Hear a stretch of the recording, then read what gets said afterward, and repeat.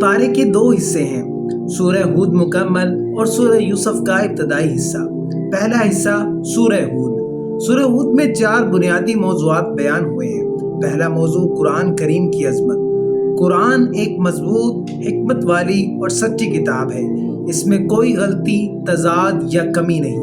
اللہ تعالیٰ نے منکرین کو چیلنج کر دیا کہ اگر یہ انسانی کلام ہے تو تم اس جیسی 10 صورتیں بنا کر دکھاؤ۔ دوسرا موضوع توحید کا بیان۔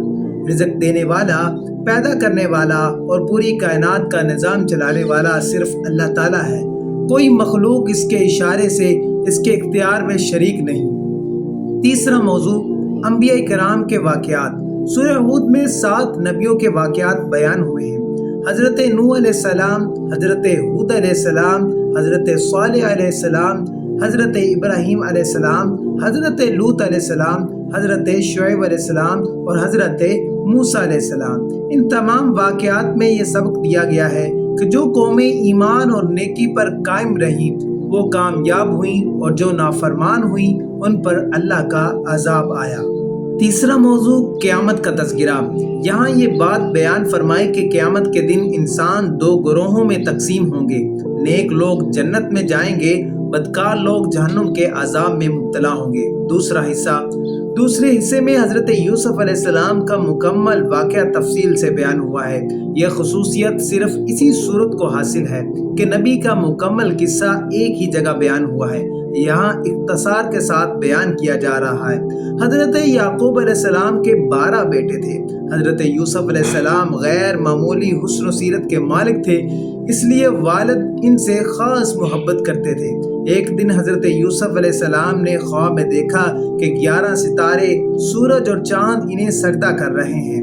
والد نے نصیحت کی کہ یہ خواب اپنے بھائیوں کو نہ بتانا، مگر بھائی حسد میں مبتلا ہو گئے۔ انہوں نے یوسف علیہ السلام کو کنویں میں ڈال دیا۔